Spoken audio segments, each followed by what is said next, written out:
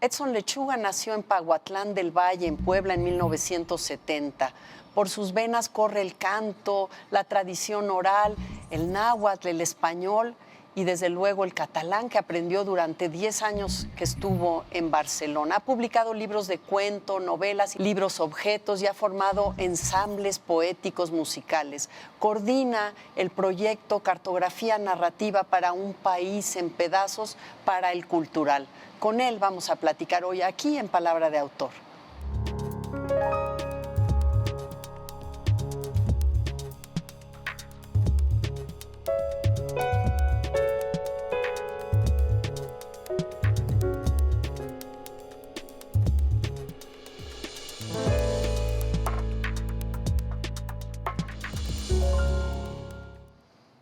Bienvenido, Edson, aquí a Palabra de Autor. Un honor, Mónica. Muchísimas gracias. Me Un da placer, mucho, de verdad. No, al contrario, me da mucho gusto tener la oportunidad de que conversemos aquí en este lugar tan especial como es la capilla del Helénico, ¿verdad? Maravilloso, maravilloso. No sabemos en qué época estamos. Gratos recuerdos del gótico, ¿no? De Barcelona y toda su arquitectura. Me encanta. Que además es parte de tu biografía importante. Sí, cómo no. Naciste en Pahuatlán del Valle, sí. Puebla. Sí. Cuéntanos, ¿zona huasteca? Sí, es el pedacito de Huasteca que le tocó a Puebla.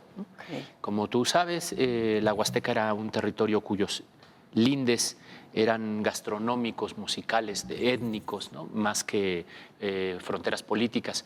Y entonces toca a Veracruz, a Tamaulipas, Hidalgo, Puebla, Querétaro, San Luis Potosí.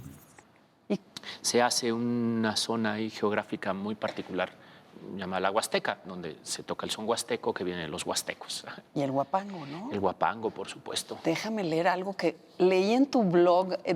O sea, me encanta que tu blog se llame Yo no soy Edson Lechuga. Ahora nos vas a explicar por qué. Por supuesto. Pero leí del poema más reciente, porque dice que es verano del 2018, uno de los versos dice: el huapango de mis esperanzas no se ha borrado aún. Sí, nací en Pahuatlán y viví ahí hasta los 15 años. Entonces estoy atravesado por esta tradición oral huasteca poderosísima. Todo el imaginario y toda la serie de personajes fabulosos que se van desarrollando en los pueblos pequeños, la mitología, claro. Los cuentos alrededor de la hoguera. Eso te voy a decir, las Yo historias. crecí alrededor del fuego con mi tía Beta, en su casa que no había luz y contándonos historias de terror o leyendas, ¿no? Mitos. Y todos así agrupados ahí. Sí, un grupo de niños. Y volvías a escucharlas otra vez y otra vez. Cada noche, cada 4 noches. Y además una tradición oral poderosísima, no solamente de personajes específicos, sino como identidad de Pahuatlán, ¿no? Y estuviste ahí hasta los 15 años. Hasta los 15 años, sí. ¿Y sales de ahí? ¿A dónde te vas? Mis padres fueron profesores rurales. Okay. En la época de los 70s, cuando el profesor rural era asesor político, consejero matrimonial, pacificador, ¿no? Etcétera. Figura imprescindible, ¿no? Despertador de conciencia, sí, ¿no? La izquierda, la figura de la izquierda, ¿no? en la sociedad. Camilo Cienfuegos y Cuba, y etcétera. Claro. La esperanza de Latinoamérica, los digamos. 70s, ¿no? Nada más y nada menos. Crecí rodeado de reuniones de profesores. Los profesores se encargaban de hacer festivales, de hacer veladas, de festejar, ¿no? Todos los festejos políticos o no políticos pasaban a través de la docencia. Y crecí escuchando toda la música de protesta, ¿no? Claro. Silvio Rodríguez y Pablo Milanés y toda la trova y el canto nuevo. Y Joan Manuel Serrat. Escuchaba en unos acetatos de 33 revoluciones, y ahí escuché por primera vez a Serrat cantando en catalán, ¿no? No me imaginé que esto era destino. Ay. 40 años después o 30 años después yo iba a estar escuchando a Serrat otra vez. Qué maravilla. Ahorita que dices acetatos de 33, como explicándolo, bueno, para mí era lo normal, los acetatos de 33, pero haces bien porque es cierto que no es el paisaje de las generaciones pues desde hace 20 años o 30 años, ¿no? Sí. Aunque hay una vuelta ahora, pero Has dicho la palabra escuchar, tanto con tus padres, tanto con las reuniones de familia, con tu tía, el fuego, los niños. Entonces, la literatura entró más bien por vía oral que por leer libros. Sí, digamos que la base es oral, ¿no? La tradición oral. La serie de fábulas y de cuentos. Hay un género en mi pueblo que se llama carretilla. Y este género es la realidad exagerada hasta casi el absurdo, ¿no? ¡Qué maravilla! Hasta casi el absurdo. En cada velorio, que conozco a mucha gente de mi pueblo, casi toda la gente de mi pueblo, entonces puedo ir a unos 15 años o a una boda o a un casamiento o a un velorio cada fin de semana. Siempre hay un evento social al que estoy convocado.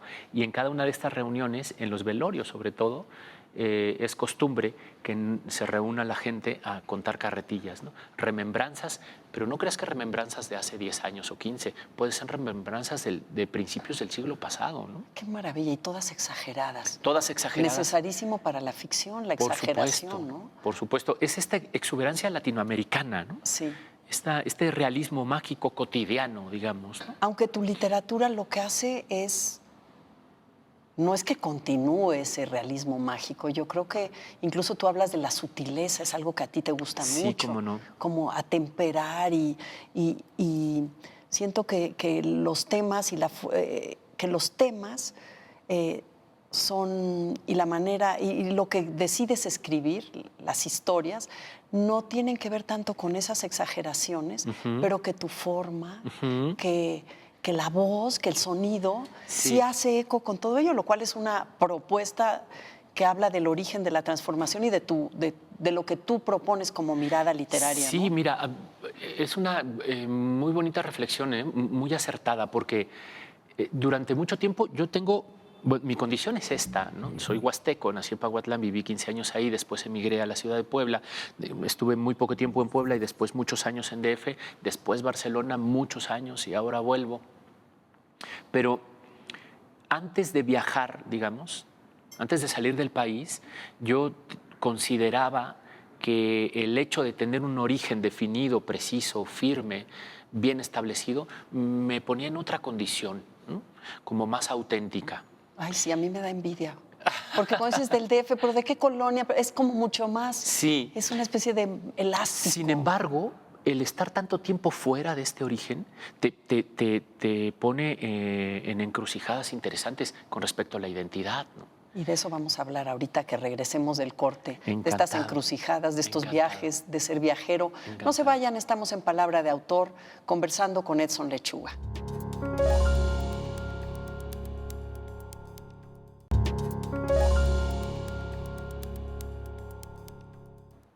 Edson, en uno de tus libros, me parece que Soledad Piedra, publicado por Cal y Arena, viene un epígrafe de Pessoa que empieza diciendo que el viaje son los viajeros. Y ahorita que me hablabas de la encrucijada, de la identidad, tus 10 años en Barcelona, platícame, ¿qué era esa distancia para ti? ¿Era viaje o era estar? Era distancia, sin duda. Primero yo tenía como esta especie de premisa asumida de que tener un origen claro, preciso, establecido, concreto, daba como pues, mayor certeza en la identidad. Al estar tanto tiempo fuera del origen de Paguatlán, me he dado cuenta de que el tránsito también es interesante. El tránsito, ese concepto me gusta. De que el lapso, el intervalo es interesante. Y esta reflexión me llevó a pensar como profundamente en los intervalos. Bueno, la vida es un gran intervalo, claro, ¿no? Que está limitado por el nacimiento y la muerte, digamos, y lo interesante está en este proceso, ¿no? Y no será cada libro un tránsito, cada libro es tránsito, ¿no? Un libro no comienza donde comienza y no termina donde termina. Un libro es proceso, un libro es tránsito, escribir es tránsito, vivir es tránsito, todo sucede. Claro. Todo sucede. Y a partir de esto he empezado a reconocerme como a reconocer un origen en el tránsito, a ver la posibilidad de que en el tránsito también haya origen. Este origen fundado, constituido por toda una serie de estímulos, ¿no? Claro. que tienen que ver sobre todo con la lengua, ¿no? Con el español, con el náhuatl y con el catalán, ¿no? ¿Aprendiste En mi caso, catalán en tus parlo 10 catalán, pues, sí, 10 que años parlo en catalán, Barcelona? sí. Ahí además estudiaste un diplomado en escritura creativa. Así es, ¿Era en la Universidad de español o en Barcelona. catalán? Mitad y mitad, ¿no? Ok. Algunos profesores optaban porque las lenguas oficiales de Cataluña es el catalán y el castellano. Y entonces algunos profesores lo daban en catalán y algunos otros lo daban en castellano. ¿Tienes Sí. algún escritor catalán que te guste mucho? Que pueda ser así como... Sí, Alfons Cervera. Ok. Me gusta muchísimo, muchísimo, muchísimo. Me parece que Premio Nacional de Narrativa hace 3 o 4 años en España, o fue finalista del Premio Nacional de ¿Sabes Narrativa. quién me gusta a mí mucho? Kim Monzó. Es Kim que de Monzó, repente por no supuesto. sabemos así muy claramente quiénes son los Joan escritores Mercè, catalanes. Kim Monzó, Sí. sí. Por eso Vila Matas ahora. Claro, te preguntaba. Y del náhuatl, de esa beta náhuatl, tú Sí. hiciste un libro objeto precioso, ¿no? Sí, con libros ampliados. Mi lengua es idiosincrasia. Ok. Entonces, yo he estado atravesado por esta idiosincrasia, no quiero decir indígena, pero sí campesina, claro. Sí. mestiza. Y a partir de ahí, pues crezco pensando escuchando sones huastecos toda mi infancia, ¿no? Maravillosos, sones huastecos y guapangos toda mi infancia. Y los sones huastecos tienen la característica y la peculiaridad de tener referencias naturales permanentemente, ¿no? La granizada, el río, la piedra del río, el calor, la siembra, el surco, ¿no? El jonote, etcétera, ¿no? Toda una flora y fauna ahí porque el campesino está muy cerca, Claro, ¿no? de claro. lo natural. Y entonces crezco con descubro a veces en algunos textos que quieren ser poemas o en narrativa, que esta vena con la naturaleza la tengo presente. Después vengo a vivir a este luminoso bote de basura llamado el Distrito Federal y con todo lo que implican el desgarro, la intensidad, la insalubridad, ¿no? El Distrito Federal no es madre de nadie, es madrastra de todo el mundo. Está uno, es como el vértigo, ¿verdad? El maltrato, ¿no? El maltrato. Y seguimos aquí, este odio-amor, ¿no? Hacia esta madrastra. Y después me voy a la parsimonia y el estado de contemplación de Barcelona, ¿no? Barcelona para mí fue la posibilidad de mirar a la distancia, de mirarme a la distancia, ¿no? Desde la provincia, desde el pueblito de Paguatlán hasta la necrópolis del Distrito Federal. ¿Dirías que ahí naciste como escritor? Quiero decir, naciste en el sentido de publicaste, empezaste a exponerte, Sí, a cómo no. compartir textos, a definir tu identidad literaria. Sí, cómo no. En Barcelona está toda mi construcción como escritor. Digamos que está la gota que derrama el vaso. Okay. Yo me voy llenando de cosas. Había publicado un poemario en el año 99, me parece. Había publicado en Tierra Adentro, en la revista Tierra Adentro, en algunas otras revistas, algunos periódicos, algunos poemas, fragmentos, pero no me había decidido. Cuando me fui de México, una de las premisas fue: voy a escribir una novela, ¿no? Se lo dije a mi noviecita de ese entonces: ¿a qué vas? A escribir una novela. Y sí fui a escribir 4 o 5. Entonces Barcelona fue como el remanso, como el reposo de todo un vértigo, porque yo había tenido una vida muy vertiginosa también, ¿no? Excesiva, ¿no? En muchos aspectos, sí, sí.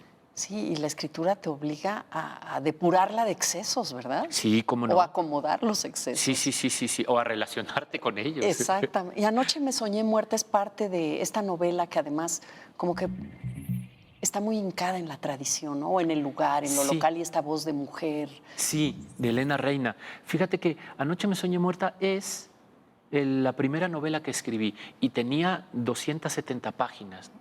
Quedó con menos de la mitad, ¿no? Porque la escribí antes de ir a Barcelona. Cuando estuve en Barcelona la estuve revisando y no era capaz de relacionarme con ella porque había esta exuberancia latinoamericana, ¿no? Yo sí quisiera invitarte, Sí. ahorita seguimos charlando, Por a leer, supuesto. que nos leas un fragmento de parte de tu obra narrativa para que ustedes que nos están viendo y escuchando saboreen esta voz, este estilo, esta cadencia musical de la narrativa de Edson Lechuga. En una habitación de hotel puede pasar cualquier cosa. Se puede fraguar el golpe terrorista más atroz de la historia o se pueden concebir al salvador de la humanidad. Todo lo que quepa en medio es posible. Una mentira, una mala noche, una infidelidad, una calumnia, un jadeo, un complot, tráfico de drogas, de armas, de órganos, de blancas, descanso, manos que acarician, sueños etéreos, óvulos que se fecundan, vientres que se estremecen, bofetadas rompiendo bocas, cuerpos que se echan sobre la misma cama muda, que se ocultan, que se esconden, que evitan otros juicios, que huyen de otras miradas.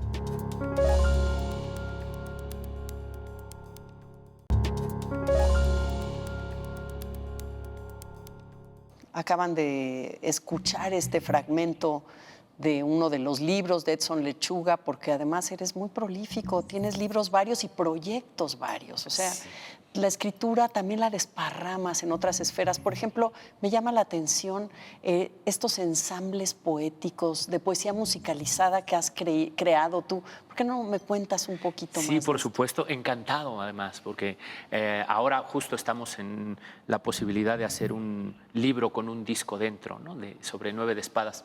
Hace muchos años, junto con Daverio Miasnikov, Jorge Durán, Marcia Romero y Diego Rivera, nos juntamos para echar a andar un proyectito de poesía musicalizada. Yo no sé cantar. Somos dos. Canto muy mal. Sí, creo que sé cantar, pero no sé cantar. Entonces, empecé a jugar con algunos textos recitados. La narración oral es algo que está muy cerca de mí y la recitación es algo que ha estado muy cerca de mí por haber nacido en Paguatlán, ¿no? Claro. Por tener un color de piel claro y por ser hijo de los profesores. Entonces fui al recitador de 10 de mayo, del Día del Maestro, del Día de la Madre, del Día del Niño. Eras en el todos los recitador festivales. oficial. Sí. Yo, desde Las Suaves Patrias, ¿no? Hasta Oh Madre Querida, Mamá Soy Paquito, etcétera. ¿Por qué me retiré del vicio? Todas estas poesías corales e individuales, atravesé por ellas. Y ya cuando tenía algunos proyectos de poesía, me junté con estos chicos que comentaba y montamos un ensamble de poesía sonora o de poesía musicalizada que se llamó Poética Shakti. Romantiquísimo, muy meloso, en los años 90, ¿no? Entonces me fui a España, se quedó por ahí. Al volver de España quise recuperarlo, pero hay cosas que se tienen que quedar como son, ¿no? Como mi primer poemario que se llama El Canto de los Búhos, que es malísimo, que se quede así. Ya no hay manera de recuperarlo porque sería como